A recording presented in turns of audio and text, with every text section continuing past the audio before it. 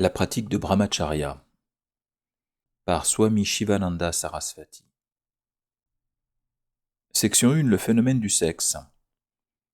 3. L'intensité des envies chez différentes personnes. La passion est un désir très fort. Un désir léger devient une passion forte par la répétition fréquente ou la jouissance fréquente.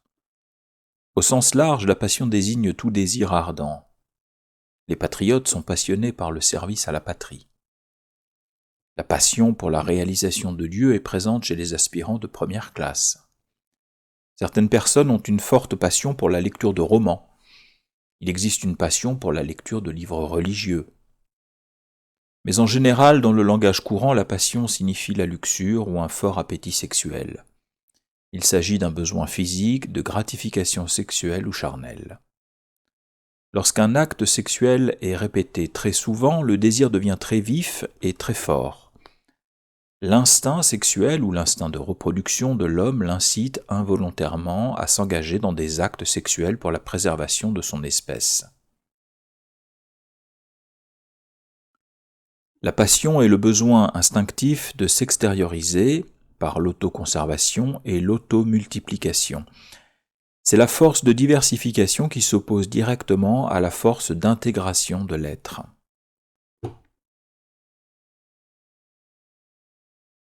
La passion est un effet ou un produit d'avidya. C'est un vikara négatif dans l'esprit. L'atman est toujours pur. Atman est vimala ou nirmala ou nirvikara. Il est nityasuddha. Avidya Shakti a pris la forme d'une passion pour le maintien de la lila du Seigneur. Vous trouverez dans le Chandipat ou le Durga Saptasati Ya Devi Sarva Bhuteshu Kamarupena Samstita Namastasye Namo Nama. Cela signifie « Je m'incline devant cette Devi qui a pris la forme de la passion dans tous ses êtres. »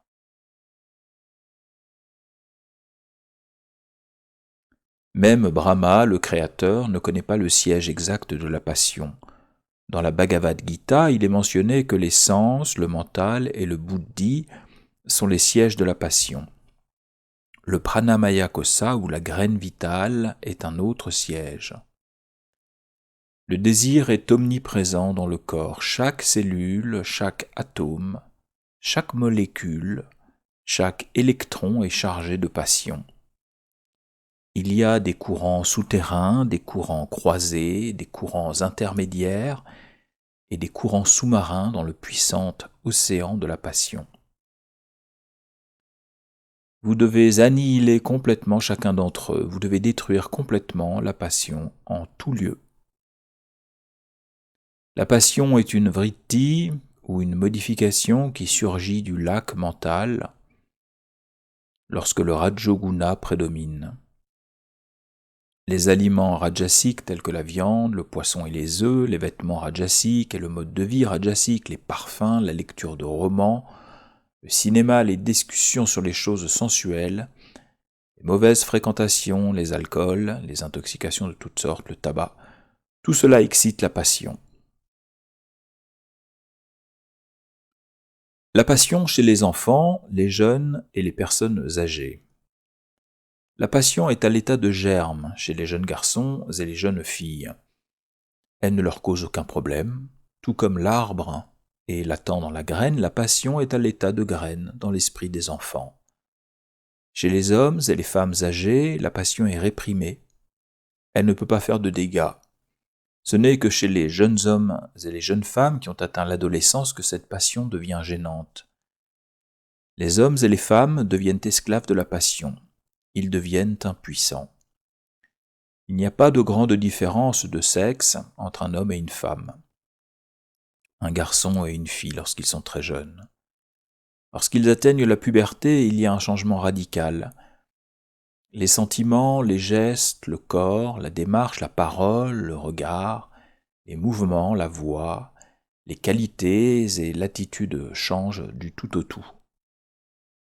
Le manguier tout entier, avec ses branches, ses fruits, ses feuilles, est contenu sous une forme subtile dans la graine. Il faut du temps pour qu'elle se manifeste. Même ainsi, le vasana de la luxure est tapi dans l'esprit, quand on est un garçon, se manifeste à 18 ans, remplit tout le corps à 25, fait des ravages de 25 à 45 et décline ensuite, graduellement. Entre 25 et 45 ans, les êtres humains commettent diverses formes d'actes répréhensibles et de méfaits. C'est la période la plus critique de la vie. La pensée sexuelle chez les sages, les aspirants spirituels et les chefs de famille. Chez un jnani, le désir sexuel est entièrement éradiqué. Chez un sadhaka, elle reste bien contrôlée. Chez un maître de maison, lorsqu'elle n'est pas contrôlée, elle fait des ravages. Elle existe en lui dans son état de pleine expansion, il ne peut y résister. Il y cède de manière impuissante en raison de sa faible volonté et de son manque de résolution ferme. Chez un jnani ou un sage, aucune pensée sensuelle ne surgit dans l'esprit. Il n'y aura pas de différence de sentiment lorsqu'il verra une belle jeune fille, un enfant ou une vieille dame. Il verra le soi unique, sous-jacent, éternel et immortel dans une femme et dans un homme. Il n'éprouvera aucune différence de sentiment lorsqu'il touchera un livre, une bûche de bois, un morceau de pierre ou le corps d'une femme. Il n'y a pas d'idée de sexe chez un jnani. Tel doit être l'état d'esprit d'un homme établi dans le brahmacharya. Chez un aspirant, il y aura des pensées sexuelles occasionnelles, mais elles sont maintenues sous contrôle, elles ne peuvent pas faire de ravages en lui. Un maître de maison passionné devient cependant la proie de pensées sexuelles. Un homme du monde passionné veut la compagnie constante de sa femme. L'idée du sexe est ancrée en lui. Elle est très puissante. Il veut que tout soit fait par sa femme, il est alors le seul à être satisfait. C'est simplement dû à la passion. Après la mort de sa femme, il ne savoure plus jamais sa nourriture, même si elle est préparée par des cuisiniers experts. De telles personnes sont tout à fait inaptes à la vie spirituelle. Lorsqu'un homme éprouve du dégoût pour la compagnie d'une femme et ne peut la tolérer, c'est un signe de l'éveil de vairagya en lui. Si vous conservez du jus de citron ou du jus de tamarin dans une coupe en or, il n'est pas altéré ou vicié. Si vous le conservez dans un récipient en cuivre ou en laiton, il se gâte et devient toxique. De même, s'il y a quelques vishaya vrittis ou pensées sensuelles dans l'esprit pur d'une personne qui pratique une méditation constante, elles ne pollueront pas l'homme et n'induiront pas de vikara ou d'excitation passionnelle. Mais s'il y a des pensées sensuelles dans l'esprit d'une personne impure, elles provoquent une excitation immédiate lorsqu'elle rencontre des objets sensuels. Chez la majorité des personnes, le désir sexuel est très intense. Elles ont un désir sexuel extrême, chez certains le désir sexuel se manifeste occasionnellement mais disparaît rapidement. Il n'y a qu'une simple agitation de nature simple dans l'esprit. Grâce à la méthode appropriée de la sadhana spirituelle, cela aussi peut être complètement éradiqué. La luxure chez les hommes et chez les femmes. Bien qu'une dame paraisse douce et gentille, elle devient grossière, rude et nettement masculine lorsqu'elle se met en colère. La grâce féminine disparaît lorsqu'elle est sous l'influence de la colère, de l'indignation, de la fureur et du ressentiment. Avez-vous déjà vu des femmes se battre dans la rue ? Les femmes sont plus jalouses que les hommes, elles ont aussi plus de moha et de passion. Elles sont 8 fois plus passionnées que les hommes. Les femmes sont plus endurantes, elles sont plus émotives, les hommes sont plus rationnels. Bien que les femmes soient plus passionnées, elles ont plus de force de retenue que les hommes. Après avoir séduit les hommes, elles se taisent.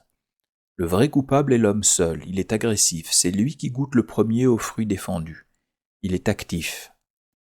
Il devient incontrôlable et perd son intelligence, son pouvoir de compréhension et son jugement lorsqu'il est sous l'emprise de la passion. Lorsque l'homme tombe dans le piège ou le filet tendu par la femme, il ne peut plus s'échapper. La femme est passive, elle ne fait que tenter et tromper l'homme, elle enflamme et excite le cœur de l'homme. Elle sourit et jette un coup d'œil, puis se tait, elle attend. Mais c'est l'homme qui est l'agresseur, il est le vrai coupable.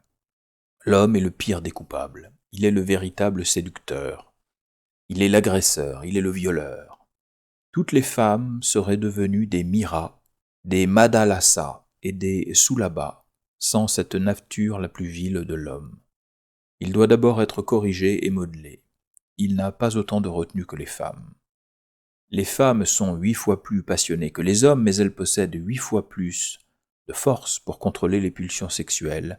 C'est la faiblesse de l'homme, même s'il est physiquement et intellectuellement plus puissant qu'une femme.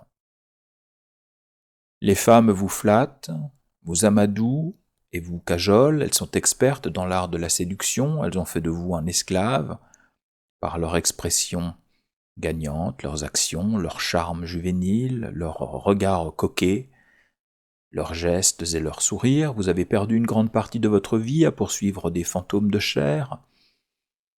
Les femmes ne paraissent charmantes que pour un temps, mais se révèlent rapidement destructrices de santé et de bonheur. Méfiez-vous de ces tentatrices qui vous ensorcellent par leurs caprices. Passez les jours qui vous restent au moins sur les rives sacrées du Gange, dans le silence du japa et de la méditation. Le scorpion a le venin dans sa queue, le cobra dans ses crocs, le moustique dans sa salive, et le marchand de scandale dans sa langue. La femme a des flèches empoisonnées dans les yeux. Elle envoie le message de la passion à la jeunesse lascive et leur transperce le cœur par les flèches empoisonnées qui jaillissent de ses regards perçants. Mais elle ne peut faire aucun mal à un Viveki qui est toujours sur le qui-vive, qui voit les doshas d'une femme, qui voit les doshas d'une femme et qui connaît le Sat Chit Ananda, la nature pure de l'Atman. Il y a des langues et des instruments télégraphiques dans les yeux des jeunes femmes passionnées. Elles envoient leur message d'amour par le biais de leurs regards souriants aux jeunes hommes passionnés, les séduisant et les ensorcelant. Les jeunes hommes qui n'ont aucun discernement sont excités par ces messages d'amour et deviennent la proie de la luxure, bien qu'ils aient reçu une éducation académique et qu'ils occupent des postes et des titres élevés. Quelle honte!